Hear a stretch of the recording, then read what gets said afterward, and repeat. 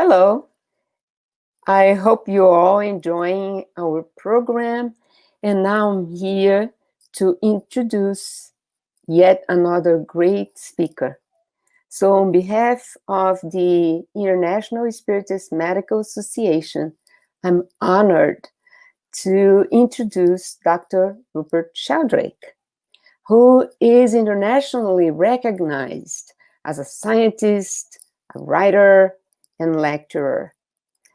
Dr. Rupert Sheldrake is a biologist. He has a PhD from the University of Cambridge, and he has authored 9 books, including The Science Delusion, Freeing the Spirit of Inquiry, which is known in the US as Science Set Free. He was a fellow of Clare College in Cambridge and a research fellow of the Royal Society. He's a fellow of the Institute of Noetic Science in California and of Shoemaker College in Devon, England. He's best known for his hypothesis of the Morphic Resonance, and actually many of us Spiritist speakers have many times cited him when we talk about perispirit, when we make an analogy between the morphic fields and perispirit. So he is well known among us Spiritists. If you want to know more about Dr. Sheldrake, you can go to his website, www.sheldrake.org. So today, Dr. Sheldrake will talk about science and spiritual practices, and with great pleasure, I give you the floor, Dr. Sheldrake. You're very welcome.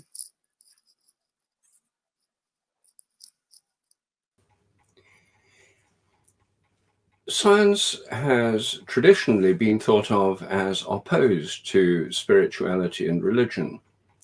And indeed, for scientists who've turned science into a belief system, a kind of substitute religion, the religion of scientism, there is an implacable opposition to everything spiritual and religious.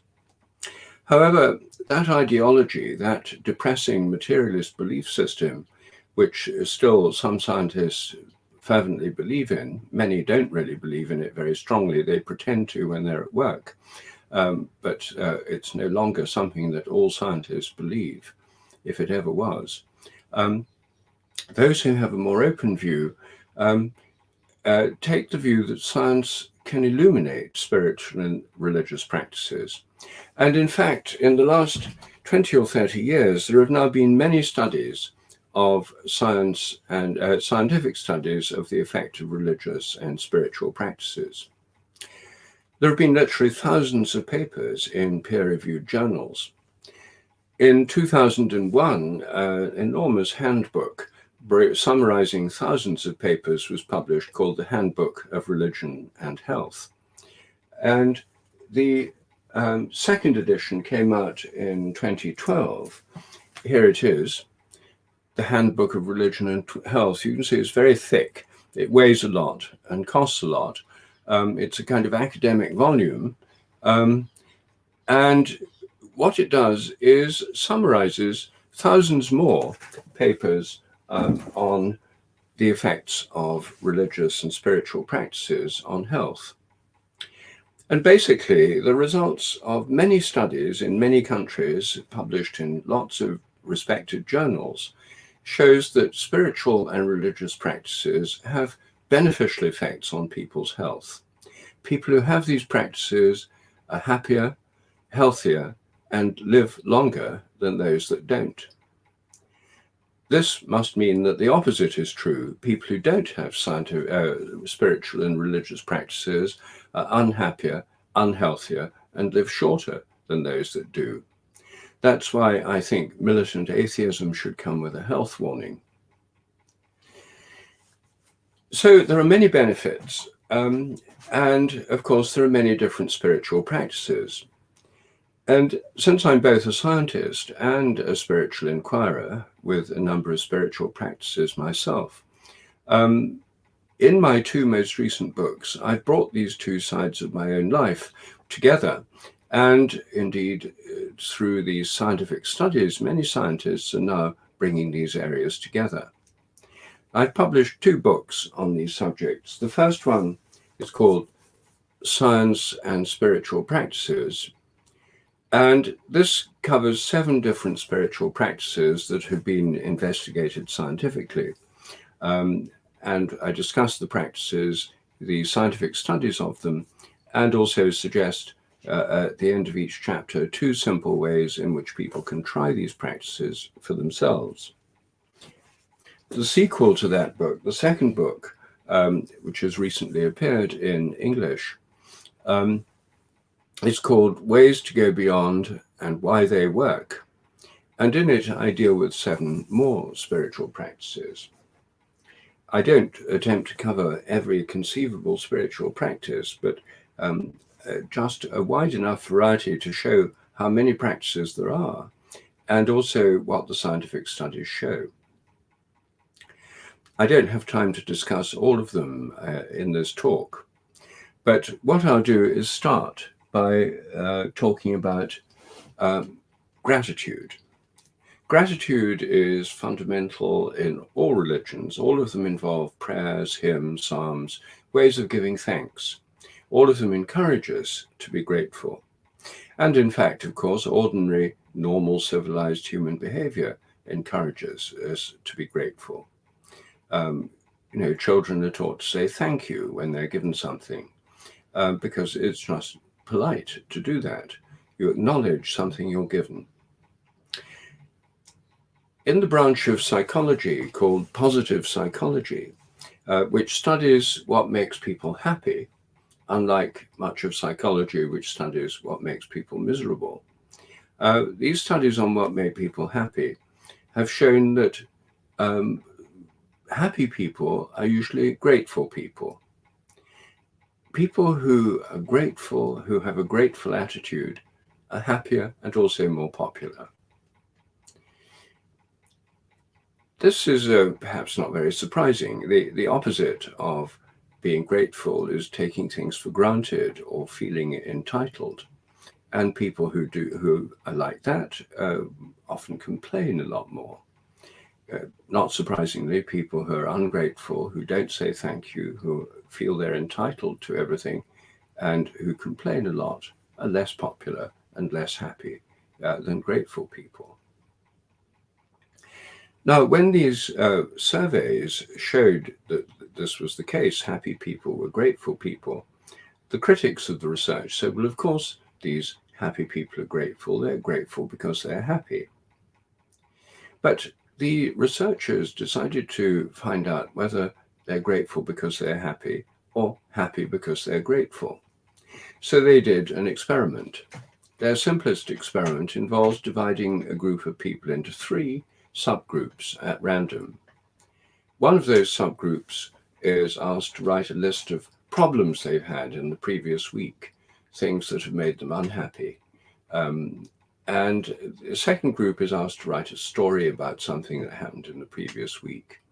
And the third group writes a list of things that they're grateful for that have happened in the previous week.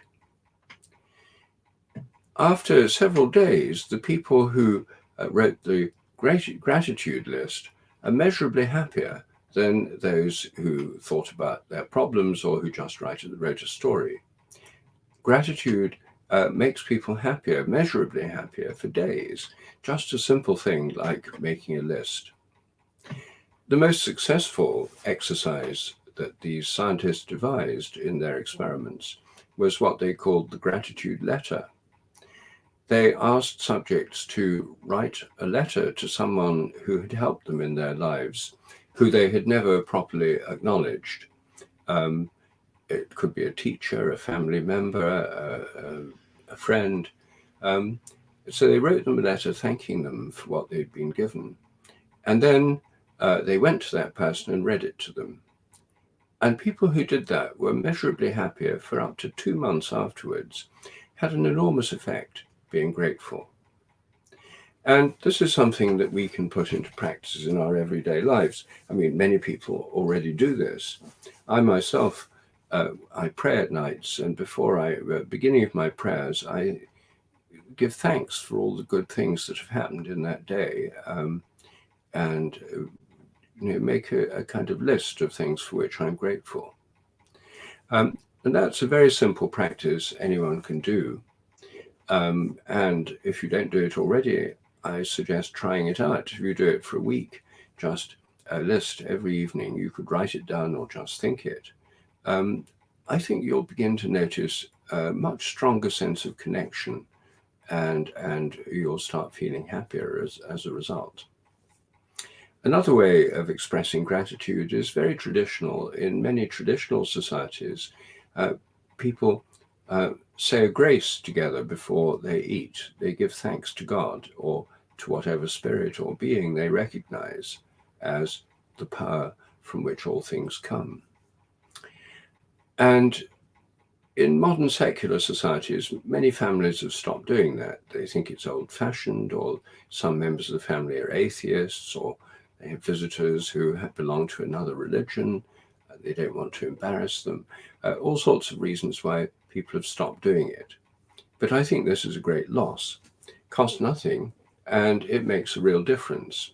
In our own family, we have a short pause before we eat. We hold hands. Now, when we have guests, we can't because of the COVID regulations, but we hold a space together, and we either say a grace or sing a grace, or just have a short period of silence, which is simplest, when everyone can give thanks in their own way and acknowledge all the many gifts we have. Of course, the kind of thanks you give depend on your belief system. If you're a materialist, you can still give thanks for the people who cook the food, the people who've grown the food, for the earth that gives rise to the food. But if your belief system goes beyond the narrow limits of materialism, if you acknowledge spiritual forces and powers, you can give thanks to them for all the blessings on your life, even for just being alive itself. And of course, there's no limit to how far you can go in your gratitude. So here's a spiritual practice all religions encourage. All of them have forms of gratitude in hymns and prayers and psalms and other expressions of gratitude, something we can employ in our own lives. And what it does is brings us more into the flow. Everything we receive is a flow to us from other people and from the universe and from the earth. And by giving thanks, we're giving something back. We're acknowledging that flow, and we're becoming part of it by passing on something. And of course, if we're really grateful, then we'll become more generous ourselves and contribute to that flow. When we recognize how much of what we have is a gift, then it will encourage us to become more generous and give ourselves. The second spiritual practice that I wanted to talk about is meditation. There's now been a lot of research on meditation, and it's practiced in many parts of the world in many different religions. The best known today are the Hindu and Buddhist forms of meditation. But of course, this is something that Christian monks and nuns have been doing for about 1,500 years or more. It's called Contemplative Prayer in the Christian tradition, but they spend many hours in exercises, usually of repetitive prayers, which are a bit like mantras, which have a meditative effect. There are two main kinds of meditation, ones that involve repetitive prayers or mantras, and mindfulness meditation that involves paying attention to the breathing and to sensations in the body. Both of them are ways of becoming present and detaching ourselves from an involvement in the constant stream of thoughts and chattering in our minds, our dialogue, internal dialogue, full of things with worries, anxieties, resentments, fantasies, fears, all the things that our minds are filled with normally. The parts of the brain concerned with that internal dialogue are called the default mode network. And during meditation, brain scans show that there's a lessening of the activity of the default mode network as we come more into the present, as we, through concentrating on the mantra or the breathing, detach ourselves from that chain of thoughts.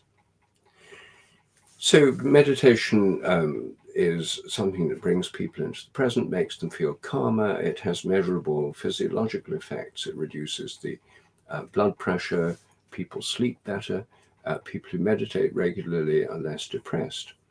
And that's one reason why you can now get a prescription for meditation from a psychiatrist here in Britain on our National Health Service, because meditation has been found to counteract mild and moderate depression more effectively than antidepressant drugs, and of course with fewer side effects. And of course, it's also cheaper. A lot of people meditate because it makes them feel better, and it's often promoted as a secular means of improving mental and emotional health, a bit like a kind of mental gym. About 18 million Americans now meditate in the United States. This has become a huge popular movement. When I was a child, I never heard of meditation, and I didn't know anyone who did it. Now, almost everyone I know has tried it, at least, even if they haven't continued with it. It has measurable effects on physiology, well-being, even on brain anatomy. Brain scans of Tibetan monks who've meditated for years show anatomical changes that are an actual result of this meditation on the very structure of their brains. Now, meditation can be done by people who are materialists or atheists, and in fact, quite a lot of atheists have now recognized the value of spiritual practices, partly because of the research I referred to earlier. In fact, Sam Harris, who's one of the so-called new atheists in the United States, is now giving online meditation courses. Now, atheists are usually materialists, and they have a worldview that reality consists only of matter. That's why they're called materialists. And that matter is unconscious and purposeless. The entire universe is nothing but unconscious, purposeless matter. There's no God, there's no spirits, there's no angels, there's no spirits of the dead, there's no saints. All of these, at best, are nothing but imaginations in human minds, and therefore inside human brains. This is a very depressing worldview, of course, and it's not surprising that the most predominant mental illness in secular societies is depression. But when people meditate, they often have a feeling that their consciousness is part of something greater than themselves, a hint or sometimes a full-blown mystical experience. Mystical experiences are when we feel our own mind as part of a greater presence or consciousness, or part of a greater source of love or meaning. There are many ways of expressing this. These experiences come partly through spiritual practices. Sometimes they occur spontaneously. People sometimes have them just walking outdoors in nature when making love. Sometimes people have them as a result of near-death experiences. They have an accident or a heart attack. They nearly die. Typically, they feel themselves floating out of their body, then going through a kind of tunnel into a realm of light and love and joy. And they often meet loved ones there, sometimes deceased relatives, sometimes angels, sometimes Christ or luminous beings. But then, of course, they have to come back. They usually don't want to leave there, but it's only a near-death experience, so they have to come back. And when people have had these experiences, and now millions of people have, thanks to modern medicine, far more people nearly die and get resuscitated than used to. They used to just die. When people have had these experiences, they usually say it's reduced their fear of death. They've become much more spiritual. People around them say their behavior's improved. They're more considerate to other people. It's a transformative experience, even though the actual experience may objectively last only a few minutes. So, mystical experiences are quite common, and when people have them, they feel that they're part of something greater than themselves. Well, when materialists or atheists have these experiences when meditating or just spontaneously, they have to try and explain it by saying, there is no such thing as consciousness out there. There's no God, there's no spirits, there's no angels. Everything's inside the brain. The mind is nothing but the activity of the brain. Therefore, all these experiences are inside the head. The meditation is affecting the brain and affecting neurotransmitters and electrical activity in the brain. And in fact, that's true. We know it does all those things. But then they say it's nothing but these things. Well, I suspect that if meditators go on meditating, they may change their worldview. Because basically, what they're being asked to do by the materialist worldview is to deny their most immediate experience of a connection with a greater consciousness in favor of a theory which is notoriously bad at explaining consciousness and in fact denies it, and then has to try and explain away the fact that humans are conscious. Our own consciousness is an embarrassment for materialism, which is why the existence of human consciousness is called the hard problem in the philosophy of mind, largely dominated by materialists. It's very hard for them to explain consciousness. They try to explain it away. When people started meditating in Christian monasteries, in Buddhist monasteries, in Hindu holy men in caves and holy women meditating under trees and in the wilderness and by caves and in monasteries, they weren't doing it so they could relax after a busy day's work or stop feeling frazzled by the pressures of modern life or so they could sleep better. They were doing it because they wanted to come into contact with that ground of consciousness itself, which we can experience in a mystical experience through meditation. And this became their motive. They were doing it because they felt it connected them to something much greater than themselves. And that's why I do it, and that's why many people do it. And I suspect that materialists and atheists who meditate, if they persist long enough, are likely to think, well, why not trust my own experience rather than just put all my faith in a theory which I accept on authority. And indeed, often people accept it on blind faith. The faith in science is exactly what a lot of atheists claim faith in religion is. They say it's blind faith based on authority, and people just believe what they're told to believe. Well, most people have never done any science, and most people who believe in science know virtually nothing about it. They have to take it all on faith from the high priests of the scientific world, and just believe what they tell them because they can't critically examine it. In my own experience, people who are religious believers today are very often much less dogmatic than believers in scientism, the religion of science. Well, meditation is one way of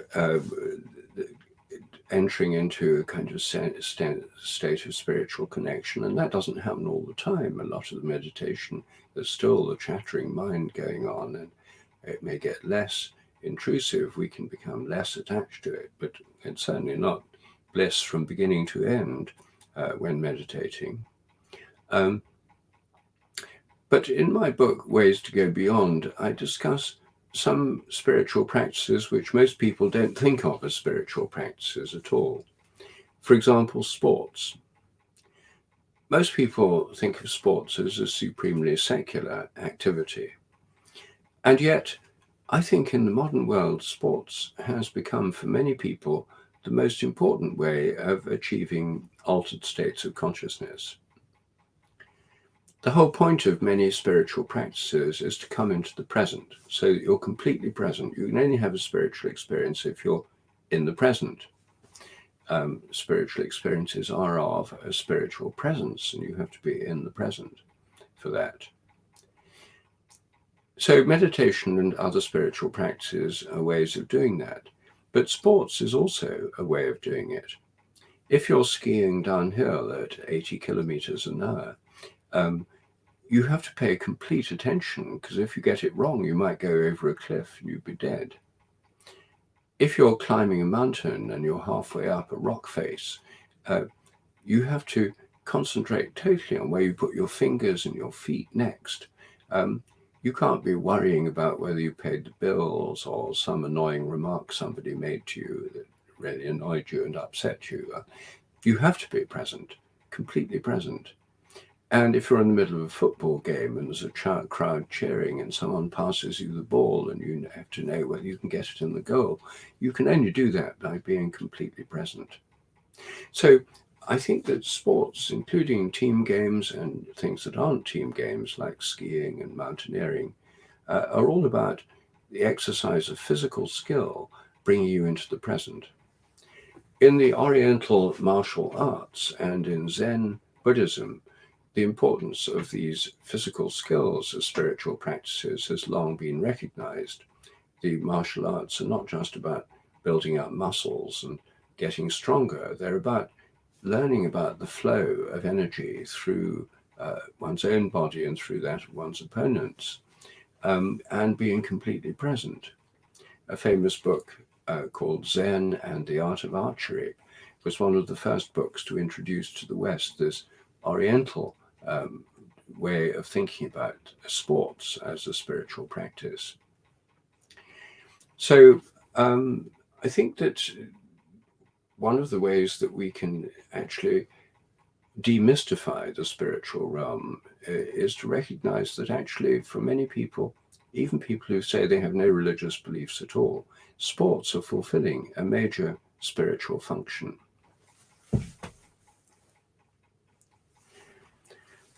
So now I'd like to say a little bit about singing and chanting. Singing and chanting are present in all religious traditions. There are wonderful chants in monasteries, Catholic and Orthodox monasteries. There are hymns, there are psalms, there's that wonderful gospel music of African American churches. There's chanting within Islam, Sufis have chanting in sacred song, Hindus have many chants and songs and like bhajans. We find singing and chanting in all religious traditions, including shamanic societies, tribal societies. It's an integral part of their life. And I think this is so for several reasons. First of all, modern evolutionary theorists now believe that singing came first in human evolution before speaking, before language. People were singing together. And if people sing together, it brings the group together as one. We have to breathe together to sing together. We literally resonate together, and it creates a kind of group feeling of the whole group by doing this. And, in traditional societies, virtually everybody sings in groups. In modern secular societies, especially among atheists and others who stopped going to church or synagogue or mosque or wherever, who've left their traditional spiritual and religious practices, then although they're surrounded by music on the radio and on computers and things, they don't sing. It's probably the first time in history when large numbers of people never sing. And there's now many studies that show that singing and chanting has enormously beneficial effects on people, both for their health, their relaxation, physiological effects, and bonding with other people. My wife, Jill Peirce, teaches singing and chanting to groups of people, and she's been doing it for more than 30 years. And I've seen over and over again how groups of people, some of whom think they can't sing at all, spend a weekend together chanting and singing, and most of them end up looking bright-eyed and bushy-tailed and, obviously happy. They're radiant. after doing this, and they feel much more bonded and connected. So this is another spiritual practice which can have powerful effects, and it's part of many rituals and many traditions, and both within and outside religions. Here in Britain, there's been a big movement for community choirs. A lot of people don't go to church. Religion is now a minority pursuit. Most people in the population say they have no religion. It's a very secular society. But even so, many people join community choirs simply because they find this is so helpful and beneficial. One particular kind of chanting, mantras, and traditional prayers, have an additional power, which I think comes about through what I call morphic resonance. I think morphic resonance also plays a very important part in spiritual practices involving rituals. All religions, and indeed most secular societies, have rituals, and many rituals involve reenacting a foundation story of that social group.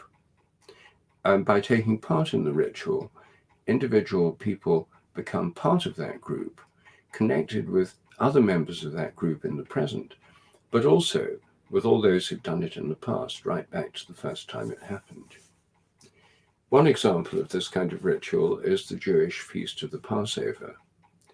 Jewish people every year meet together with members of their family and other groups, and they reenact the Passover meal, the last meal that the Jewish people had in Egypt while they were slaves, before they were freed, and went on their epic 40-year journey through the wilderness to the Promised Land, a key turning point in Jewish history.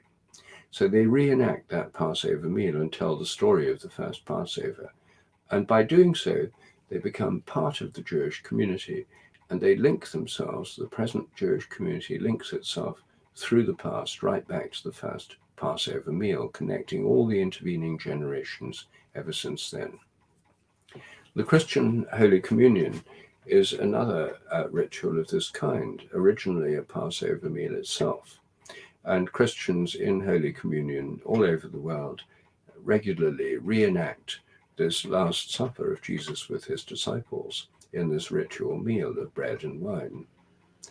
Now, unfortunately, only bread, because the wine, which we have in the Anglican Church here in England, is now banned for COVID reasons. I hope it'll be back soon. Anyway, it's a ritual meal, it's sharing in a ritual. And the American Thanksgiving dinner in the United States, which is a reenactment of the original Thanksgiving dinner of the first settlers in North America from England. They gave thanks for surviving and being able to live in that new land. And every year, this Thanksgiving dinner is reenacted. It's probably the most important national ritual in the United States. Significantly, it's about giving thanks. So it ticks the box of gratitude as well. Well, what's going on in these rituals? I think that actually in these rituals, which are conservative in form, they reenact the same stories, they use the same words, chants, foods, smells, same kind of incense if they use incense.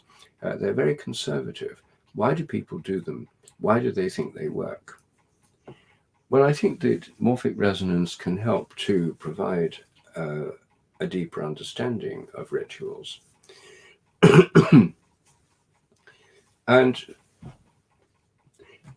first, I'll probably have to say a few words about morphic resonance for those of you who are not familiar with the ideas. So I'll just summarize this briefly, and then I'll go back to rituals and some further implications of morphic resonance.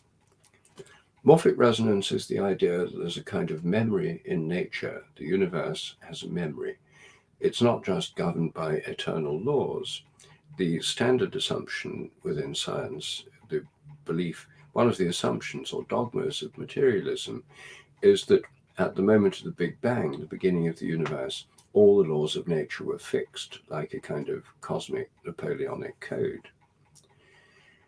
There's no evidence that that was the case, because nobody was around, no scientist was around wearing their white coat with their measuring instruments at the moment of the Big Bang, when the universe was less than the size of the head of a pin and billions of degrees centigrade. So this is simply an assumption, and it's taken for granted by most scientists. But morphic resonance leads to a quite different approach. It says the regularities of nature are more like habits than laws, and habits can evolve. And so there's an evolution of habits of nature as well as of nature itself, rather than thinking of the whole of nature evolving under the aspect of fixed laws. This theory of morphic resonance also says that each species has a kind of collective memory. The human collective memory was called by C.G. Jung, the psychologist, the collective unconscious. But I think all memories, all species have a collective unconscious. The instincts of birds, of spiders, and of all sorts of animals are a kind of collective memory of the way their ancestors have behaved and responded to challenges. We all draw upon a collective memory and in turn contribute to it. Morphic resonance works on the basis of similarity. The more similar a pattern of resonant activity is within a self-organizing system, like a plant, an animal, a molecule, a crystal, a galaxy, a solar system, a star, a planet, the more similar the pattern of activity in the self-organizing system is to a previous one, then the greater the resonance, the greater the memory, the stronger the memory. All members of a species are quite similar to each other. That's why you recognize them as members of a species. So they all contribute to the collective memory. Family members are more similar than anyone else, so they have a greater contribution. Ancestors and members of the family have a greater contribution to the collective memory of the family or of the individual within the family than others. And similarity is the key here, and I think that ordinary memory, what you and I remember, how we remember what we did yesterday or where we went on holiday, or how we remember the words of English or Portuguese or Spanish or French or whatever language we speak. All these kinds of memory and memories of skills like riding bicycles and writing, handwriting, all these kinds of memories, I think, are reinforced by collective memory, but I think our individual memories also depend on resonance. If you think, who is most similar to me in the past? The answer is me. I'm more similar to me, and you're more similar to you in the past than you are to anyone else. That means the most specific resonance acting on us from the past is from ourselves. And I think that's how normal memory works. I think our brains are more like TV receivers tuning in to our memories than like video recorders storing them as physical traces. The official materialist theory is that memories are stored as material traces in brains. But that theory has not turned out to be very successful. Attempts to find memory traces have failed over and over again, as I show in the discussion in my book, The Science Delusion. The Science Delusion, which is called in America, United States, is called Science Set Free. And it has different titles in Portuguese, French, and Spanish.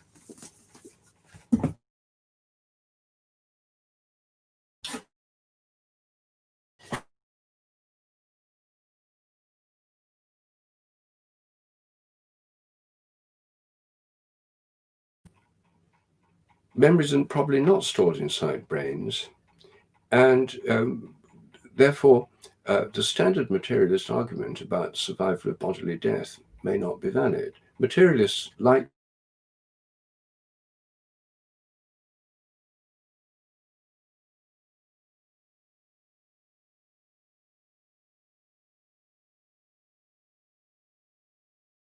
to argue, are eliminated at death.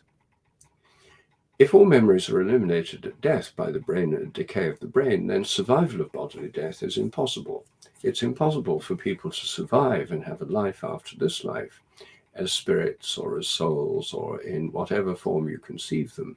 It's impossible for ancestors to influence us today. It's impossible for spirit mediums to contact ancestors. And so therefore this belief, or rather an assumption, that memories are in the brain is a key part of the atheist and materialist belief system. It's not supported by good evidence at all. Morphic resonance explains it better.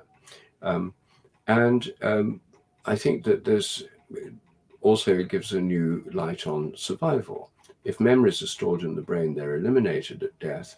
If they're not stored in the brain, they could survive because they're not inside the brain. There still has to be something to tune into them. That's another question. But it's interesting that brain damage can lead to loss of memory, but that doesn't necessarily mean the memories are stored there. It may simply mean the damaged brains are unable to retrieve the memories. Like if I damaged your TV set and you couldn't receive one of your familiar TV channels, that wouldn't prove that all the people and music you see on that channel are stored inside the bit of the set I've damaged. It would merely show that bit is concerned with receiving or tuning into the transmissions. So I think that the evidence for survival of bodily death is an open question scientifically. It's not closed down by the assumption that memories are in the brain, because this is only an assumption. Now, coming back to spiritual practices of rituals, what happens in rituals is that people reenact the ritual as similarly as possible, the way it's been done before, the same kind of chanting, the same kind of music, the same kind of gestures, and so on. And what I think rituals are doing is deliberately doing things as similarly as possible because this sets up morphic resonance.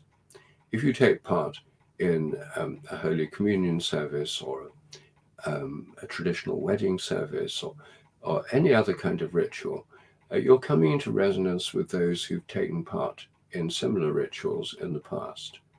You're resonating across time. There's a presence of the past. The ancestors and the predecessors become present through this ritual, and you, in turn, will become present to people doing it after you, long after you're dead. You will contribute to this group of people who make up the field, the morphic field of this ritual that goes through morphic resonance and affects those who are participating in it now. So I think that morphic resonance can help to illuminate rituals, and rituals are, after all, about connection. Spiritual practices are about connection, connecting us with each other and with greater forms of consciousness. And in a ritual, you're invoking gods or spirits. You're carrying out a ritual that's been done many times before. You're linking to those who've done it before. You're connecting with ancestors and predecessors. In the Christian tradition, it's called the communion of saints. You become part of what the English prayer book calls the blessed company of all faithful people. You're linked to all those who've gone before. You're connected. So that's another kind of spiritual practice. Now, I think that ancestors and those who've gone before us play a particularly important part in health and healing. And I know this is one of the topics that many people listening to this talk are interested in. And I'm not an expert in Spiritist healing at all. So I can't talk specifically about your own particular concerns or interests. However, I think that the general principles of morphic resonance mean that the habits built up in the past by our ancestors and by families, the past generations of our families, have an influence on us in the present through morphic resonance, through habit. And these effects can be very great. I've seen this in practice mostly through the work of systemic family constellation therapy. My wife, Jill Peirce, has been doing this for many years. She's a therapist. She sets up constellations, and I've seen many of these in action. And I must say, I found them extremely impressive. I've also been to ones led by other family constellators like Bert Hellinger and Sophie Hellinger and people in other aspects of family constellation work.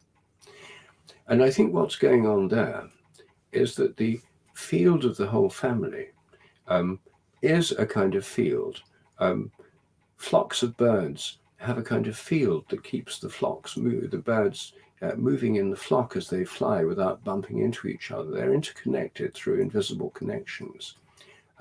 Schools of fish are the same. Packs of wolves have a field connecting the member of the pack. So when some go out hunting to bring back food for the young who are staying in the den, they still remain interconnected through this field. And in fact, I think that these field connections are the basis of what we usually call telepathy, which happens between closely bonded members of social groups, including sometimes animals that become part of our social group, like dogs that become part of our family. I wrote a book called Dogs That Know When Their Owners Are Coming Home, about dogs that pick up their owners' intentions. They know when they're returning. In experiments, we showed this is not just a matter of routine or familiar sounds. It happens even when people come at randomly selected times by unfamiliar vehicles, when no one at home knows when they're coming. The dog picks up their intentions at a distance. The field is a field of interconnection, which shapes the way people relate to each other.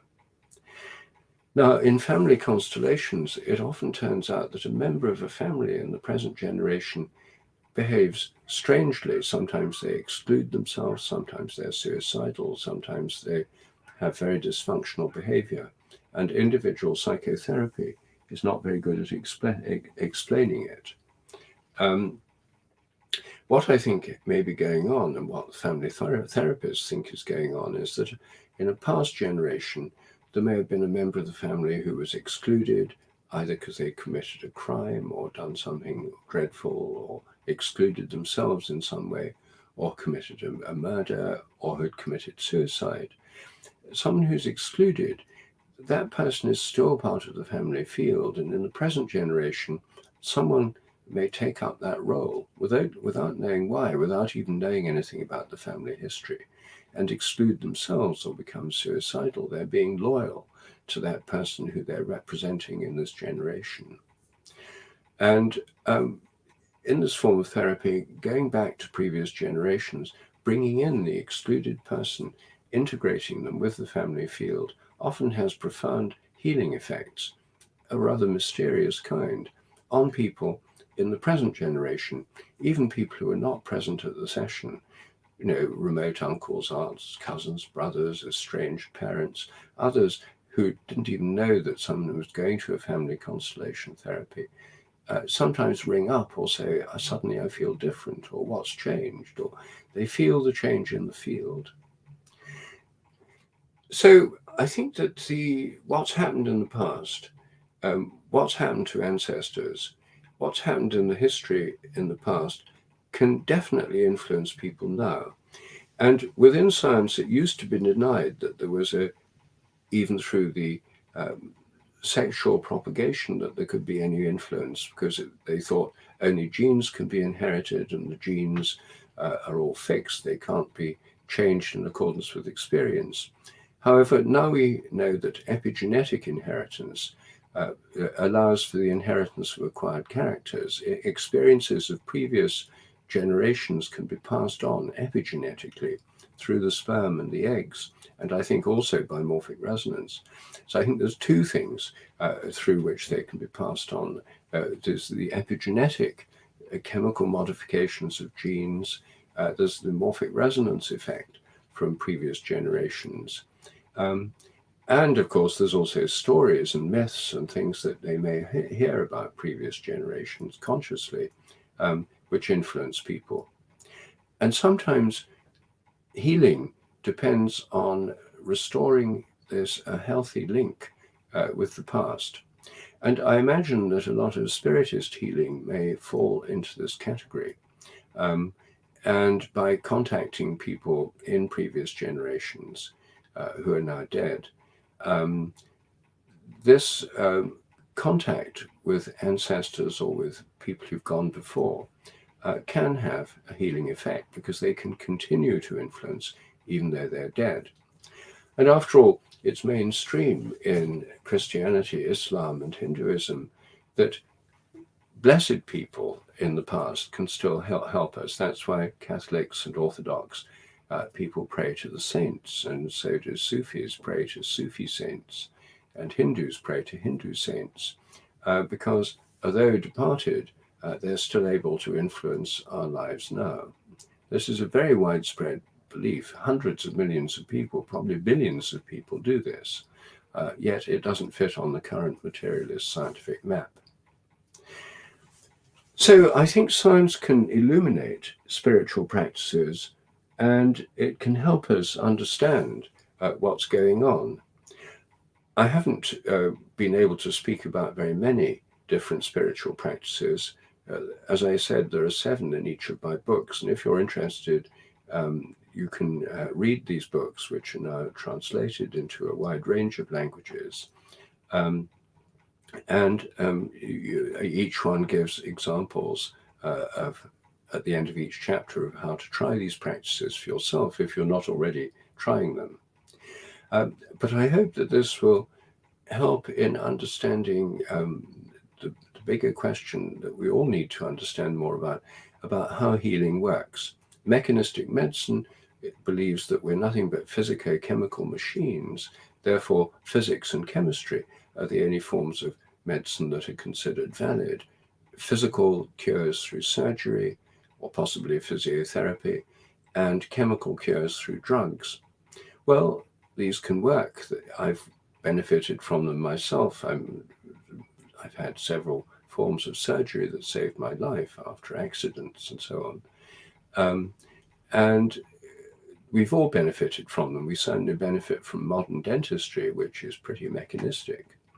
But there are forms of healing which involve more than just physics and chemistry. And within medicine, this is now recognized as the placebo effect. The placebo effect tells us that there are healing powers which go beyond what would be expected from surgery or drugs alone. And what's more, they're very important. These healing powers, the placebo effect, is found in all areas of medicine and is very powerful. In fact, ordinary clinical researchers regard it as a nuisance because it interferes with drug trials, because many drugs work no better than the placebo. We don't understand what placebos are. They're basically things that involve people's emotions, expectations, hopes, and these all have powerful healing effects. So there are many forms of healing that can heal over and above existing medicine. I myself don't think of it as either or. I think what we need is integrative medicine, which includes the best of Western allopathic type medicine, but also includes other kinds of medicine which can be shown to work. If we do medical research where we look at the effects of different treatments and we just ask the question, does it work? Do people get better? Then the answer is there are many therapies which do help people. They do get better. Some people get better some of the time. Even with Western traditional standard mechanistic medicine, it's only some people get better some of the time. If everyone got better all the time, no one would ever die. So no method in medicine is 100% successful in the sense of curing everyone and stopping death. But I think when we have medical research based on comparative effectiveness research, what works, comparing different methods, seeing which work best, then if one of them works better than the others and people say, well, that's only because it's got more placebo effect, you say, well, it doesn't matter. For the people who are better, it doesn't matter what you call it. The question is, are they better or not? I think there's a lot we don't know in healing research, a lot we need to know. And I'm hoping that as science opens up, there'll be a much more investigation of methods of healing that go beyond the merely physical and chemical. We'll understand a lot more about our health and our nature. And I'm quite sure that spiritual practices are going to be found to play ever more important part in this, as we've already finding out how important they are, but there's a lot more still to learn. And I look forward to a day when spirituality, religion, health, healing, and science work together for better human life and well-being, and a better harmony of our life with each other and with the planet on which we live. And I think that day is coming. I think the signs, many of the signs, are actually quite encouraging, partly because we face such terrible crises.